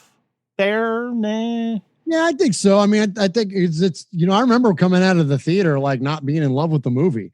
Like, I love it way more now. And I think probably because like what we talked about for the last one, there's a lot of nostalgia factor that goes along with it. But it is like, the more I watch it, the more I like it, because you can start to appreciate the nuance of something when you've seen it 20 times versus just the one time, because you go in with so many of these, I hate to call this a tentpole movie, but you guys know what I'm saying. Like when you have a high level of expectation for something like this or something like a Star Wars movie or something like whatever, you pick it.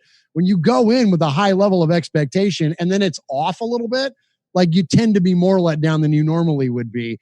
So, because the tone of the movie is just different. I mean, there's a lot more, darkness to it. And again, it's like the whole imposter, trope that gets played out. And so it's just a lot different of a, you know what it is? And here I just landed on it.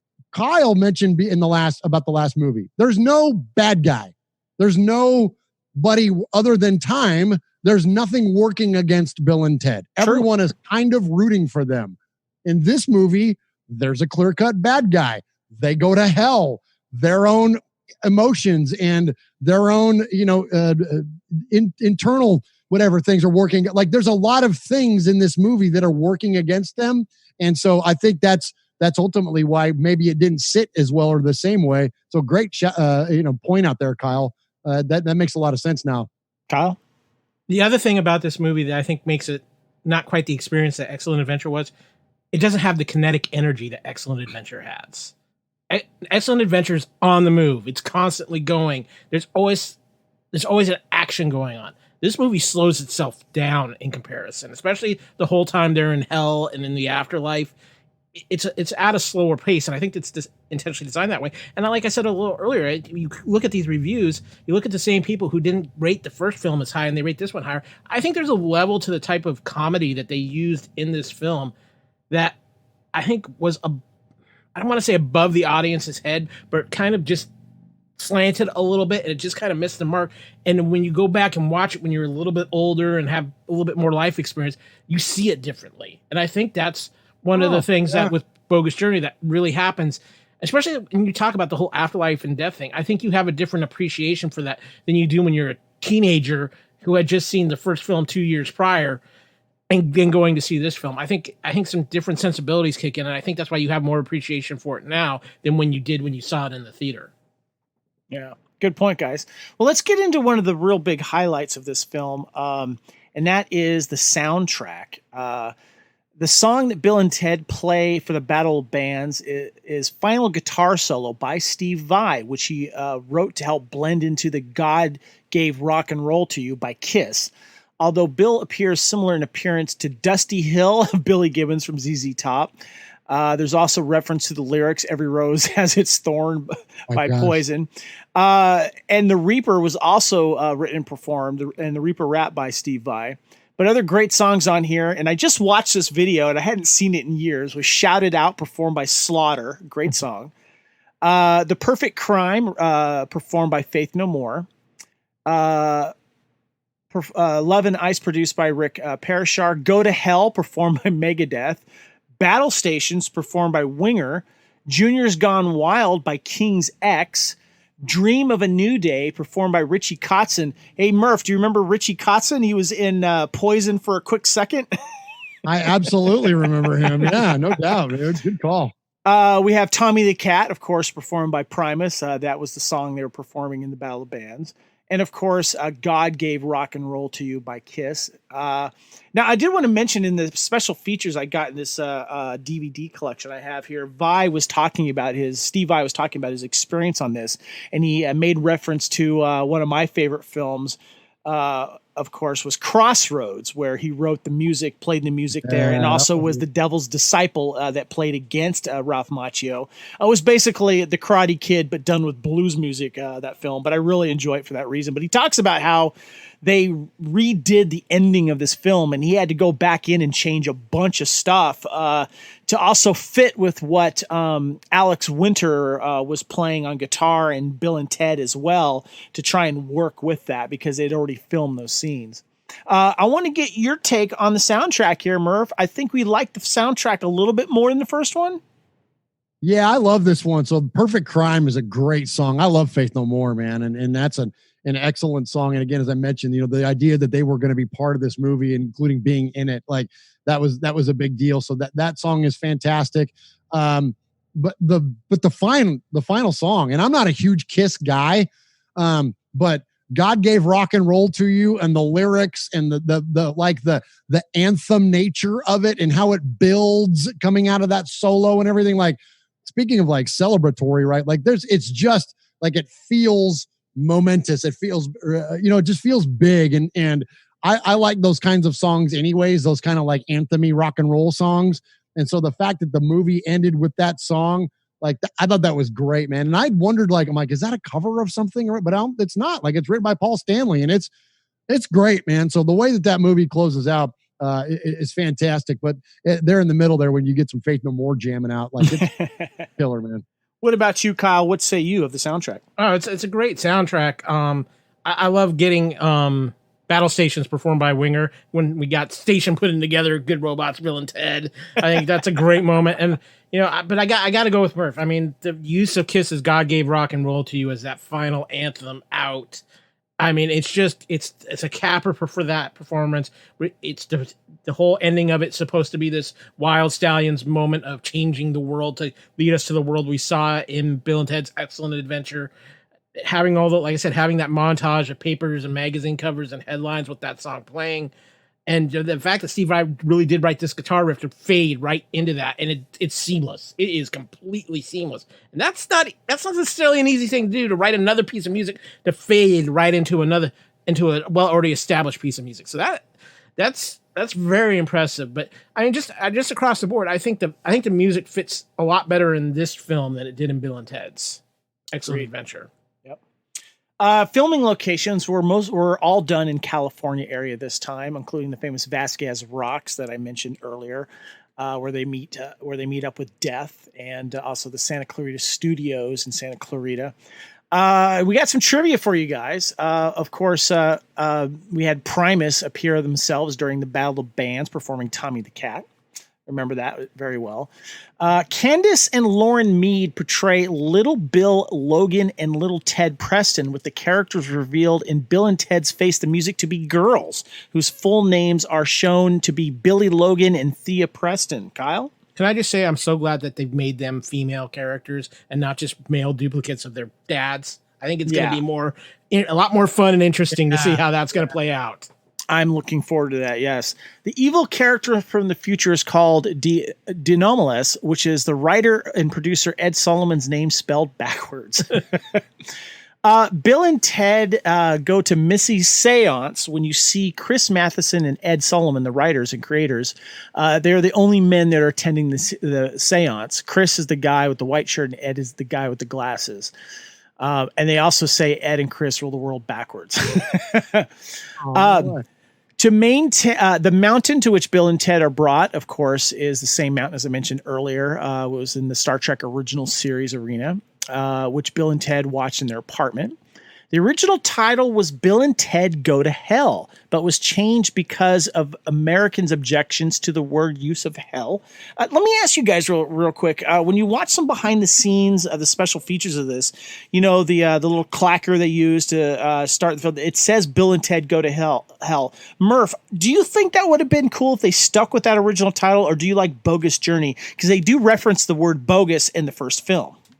Yeah, I think it's the more metal sounding of them, of the two, that, Bill and Ted Go to Hell. Like, that sounds really gnarly. You know what I mean? I don't know how offensive or anything it would. I mean, I get it that around maybe some of the sentiment behind it, but I mean, I guess it doesn't play in us. But I don't know if those folks that would object to a title like that are going to see this movie anyways.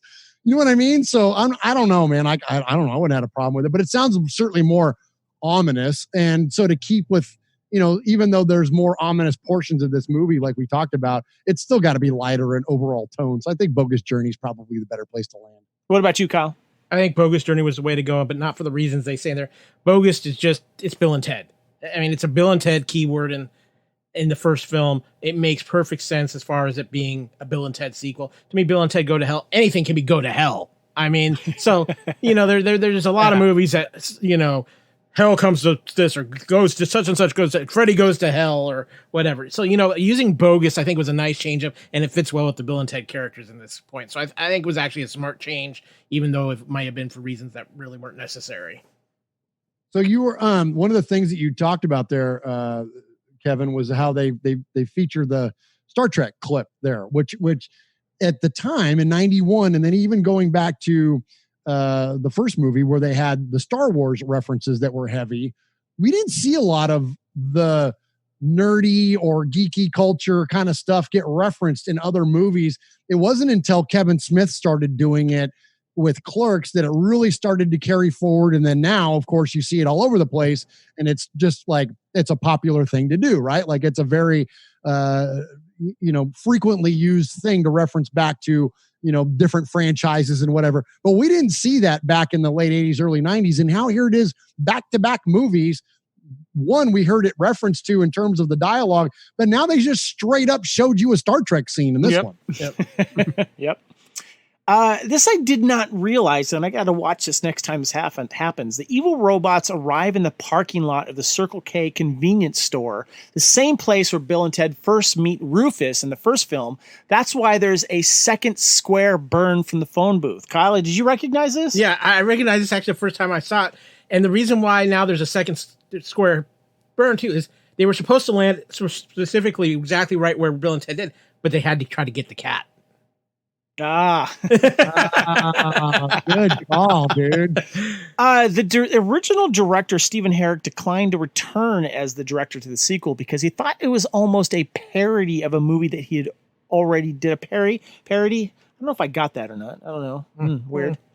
Let me ask you guys about this. In the original draft of the script, Rufus was going to play the villain. Do you think that would have worked well, Murph?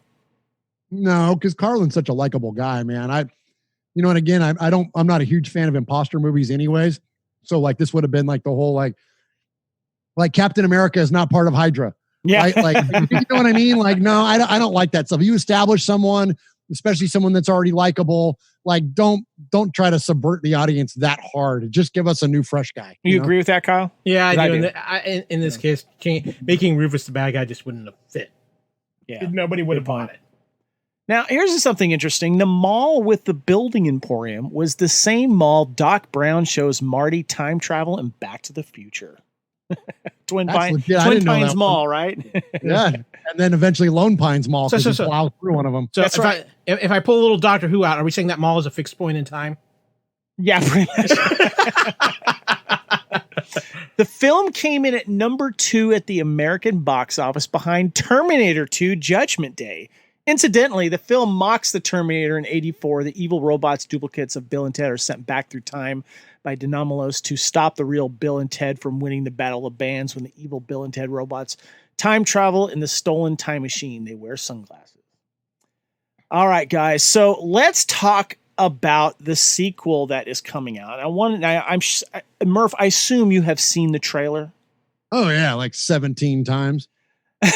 It's called Bill and Ted Face the Music. And according to the plot, once told they'd save the universe during a time travel adventure, 2 would-be rockers from San Dimas, California find themselves as middle-aged dads still trying to crank out a hit song and fulfill their destiny. Now, I'm kind of curious here, guys. I want to know, were you in on this right from the beginning when you heard that this was actually happening, Murph? Yeah, absolutely. I love it when we go back. I mean, these characters become so beloved to us as young people, and that we carry them into our adulthood. And so any chance to go back and revisit that and, share it, even with, like, I have 2 teenage boys, like, they know these 2 movies and they're going to go with me to see this one. Like, you know what I mean? So the chance to not only relive it for myself, but to relive it with my kids is very exciting. And like, I remember when Indiana Jones 5 came out, and I'm a huge Indiana Jones. Like, I love me some Indy, like maybe even more than, I hate to say more than Star Wars, but like it's way up there. Right. Like, and so when that movie came out, when Indy 4 came out, I remember I was talking to my brother, who's also big into, pop culture and whatnot. And he was like, well, what if it sucks, dude? And I'm like, it really doesn't matter to me. It could be Indiana Jones reads a book and I'll go and like it, because it's Harrison Ford in the costume, swinging a whip, driving a Jeep, jumping across a thing, getting punched in the face. Like, as long as all those things are in there, like, yeah, that could have been a better movie, but I don't dislike it because it's freaking Harrison Ford being Indiana Jones. Right. So this same thing, like, yeah, like, I don't know, like, it might not be a great movie, but it's going to be Keanu Reeves and Alex Winter. And, sadly we lost Carlin, but, it's going to be those guys in that environment, saying those words, doing those things. And so as long as they're doing that, like, I'm in, like, they're going to get my money no matter what. Kyle, you mentioned that when in a Culture Clash it recorded regarding that, you thought the trailer did its job. It didn't give away too much. And, you're just like me. You're as excited, I know. Oh, yeah. I mean, this project has been rumored for a very, very long time. Yeah. And I think we would have seen it a lot sooner if Keanu Reeves hadn't have become Keanu Reeves. I think he was even ready to do it after The Matrix. And then this little thing called John Wick came along. Yeah, there was a lot of production and rights issues too of who was going to do what, and I think he would have done it a lot sooner if they could. But it was just like in this machine that just couldn't get out of because of who owned the rights to it, I guess. Oh yeah, there were some questions about that. I know Alex Winter was constantly fighting to get the rights for himself so they can make it, because Alex Winter's actually directed a few things that have been pretty well received. But and part of it was, like I said, Keanu did blow up. I think we would have seen this a little bit sooner. But yeah, this, like I said, the trailer did everything it needed to do. It gave us that feel of Bill and Ted. It gave us just enough to go, okay, now I'm intrigued by what are the changes? What's happened here? We don't need any more trailers. We've got what we need. Obviously, with COVID and this thing has been pushed back and date changed at least about 6 different times at this point. But it looks like we're finally going to get it in August one way or the other. So I'm excited, and we really kind of need this movie right now, too. Good point, Murph. I'm with you on that, Kyle. We need this movie. We got pushed back so they don't have to compete with Tenet, because if everybody goes out to go see a movie, if Tenet's in the theater, you're going to go see that instead of Bill or Bill and Ted, or at least a majority of folks. But what I think is like this. There's this resurgence of Keanu Reeves, right? Like, he's had this through the John Wick movies and whatnot. Like he's now in the nerd and pop culture arena. Like, he's become this deity. And how cool is it that he's such a cool guy that like he's willing to still go out and reconnect with one of the goofier characters that he's ever been. He's been this like hardcore action star from Neo to John Wick and so many things in between. And I know he's done, movies like, The Replacements and things like that, where he's had it's been more comedy type roles, but you know what I mean? He's Johnny Utah. Like, there's nothing funny about Point Break. Like, you know what I mean? Like, he's like intense, like big, but he's not so cool and not so big and not so whatever established that he can't go back and be Ted Theodore Logan. Like, that's badass, man. Like, I got, it's one thing for Alex Winter, because although I think Alex Winter is highly underrated from other things he's done, like the Idiot Box and whatnot. He's a very talented guy, but he's Alex Winter. Like, he doesn't have a lot going on. Keanu Reeves literally has the world going on. He can do anything that he wants in these huge franchises and these huge movies, but yet he's coming back to do Bill and Ted. Like, that's freaking cool, man. Yeah, that's why I know he doesn't have an ego that says I'm too good for Bill and Ted anymore. Exactly. He knows the cultural impact these movies has had, and he's also maintained the relationship and friendship with Alex Winter as well. And I'm so excited that he's come back for this. One thing I'm really excited about is the director of Bill and Ted Face the Music is Dean Parisot, or maybe it's Pariseau. I think this movie's in good hands because he's directed one of the all-time best Star Trek films of all time, and that's Galaxy Quest. So I think we're in good. Tim Allen. Yeah. Yes. Yeah. So I think we're in good hands there. But we also get William Sadler back as Death. We get Hal Linden as Captain Logan. We also get Amy Stotch as Missy back.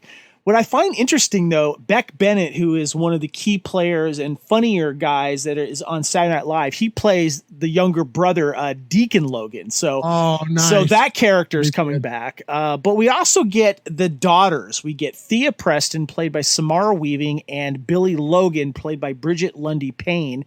Samara Weaving is making she's becoming that actress.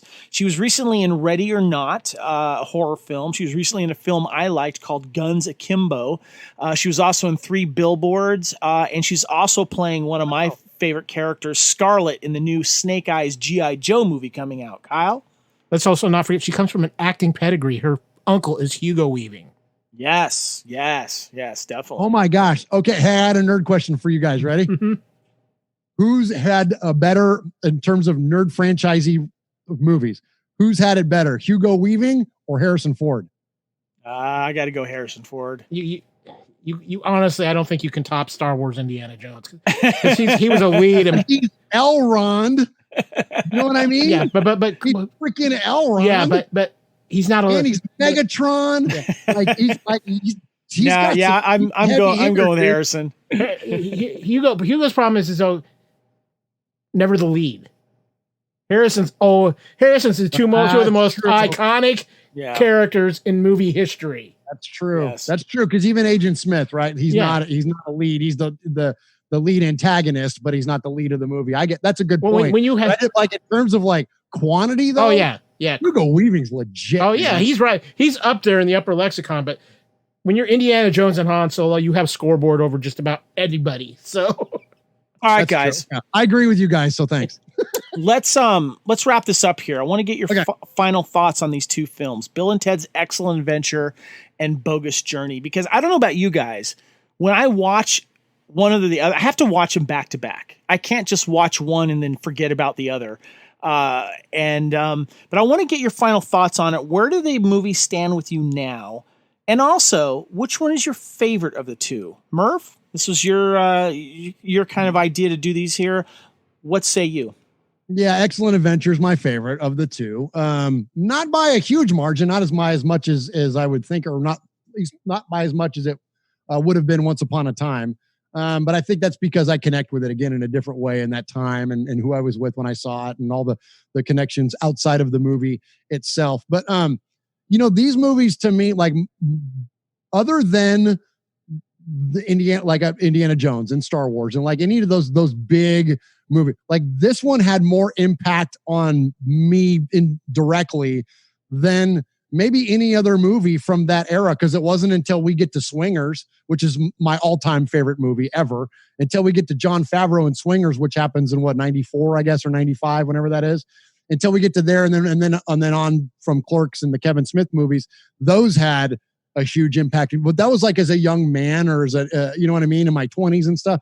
I was a teenager. I was 16 years old when I saw Excellent Adventure the first time, and it informed how we talked to each other when we went to high school. You know what I mean? Like it was such a big thing. Like no one was quoting Star Wars in the quad at lunchtime, but we were all going, strange things are afoot at the Circle K. You know what I mean? So it really did have a huge impact on me as a kid. And so, yeah, man, I'm in love with these, man. And I will be forever. And so thankful to you all. When we say our goodbyes, I'll thank you again, but I want to thank you for having me here for this. Cause as you mentioned, I kind of brought it up the other day, and man, just to be able to come on here and nerd out about these things with you guys, this has been a lot of fun, man. I didn't realize how big of a deal these movies were. And especially that first one was, until we started having conversations around it, because it's just been kind of part of my life. It's been in my brain. You know what I mean? So right. Yeah, appreciate that. That's awesome, man. What about you, Kyle? Where do these stand with you now? And which one's your favorite? Dude, while neither of these excellent films are heinous, Excellent Adventure is most excellent, while Bogus Journey is just a little less excellent.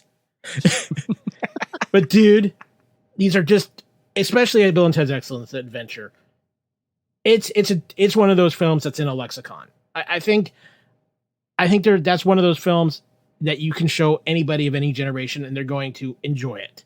I think Bogus Journey, while still fun, I think there's a place for it. And I think if, again, it's one of those ones, I don't think it impacts quite like Excellent Adventure does for somebody who's seeing these characters for the first time.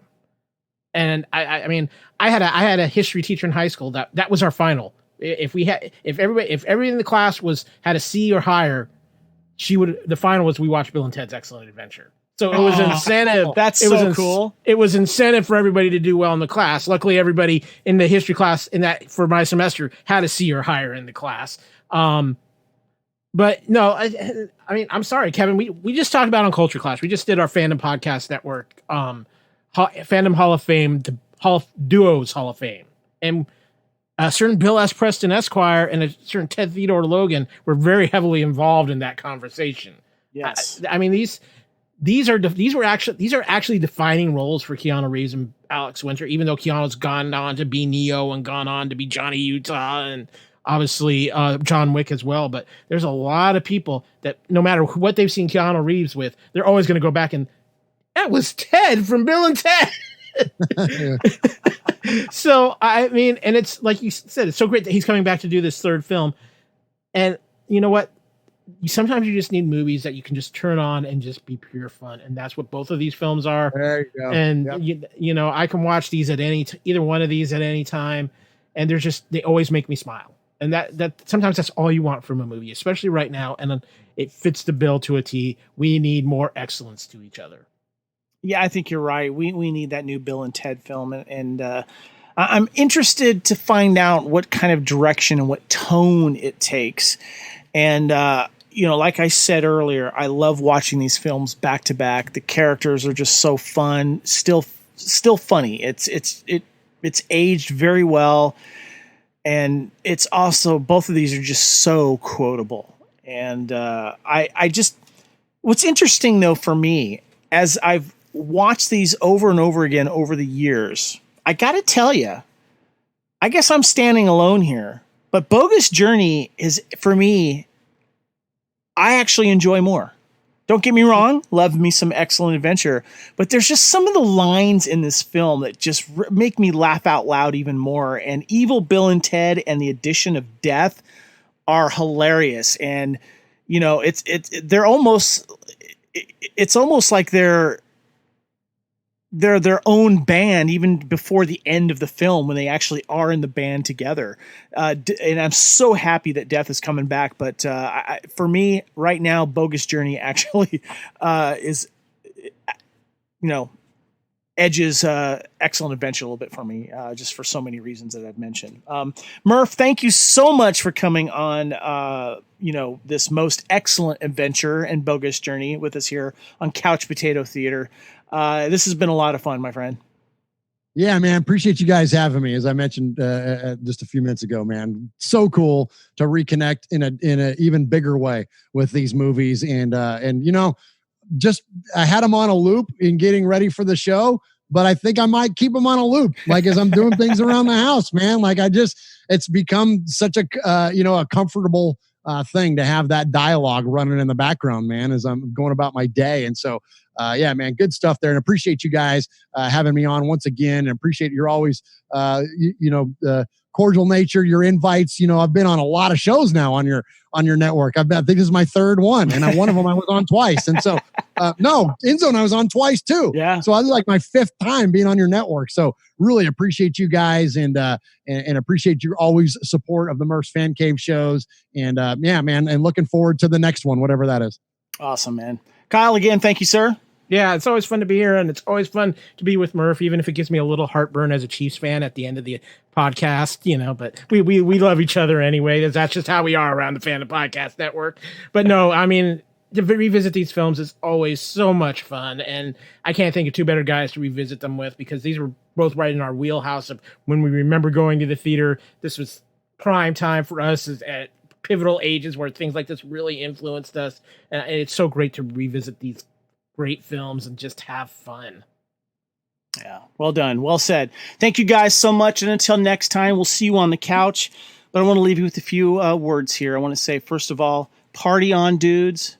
Be excellent to each other. And Las Vegas Raiders football rules! Excellent!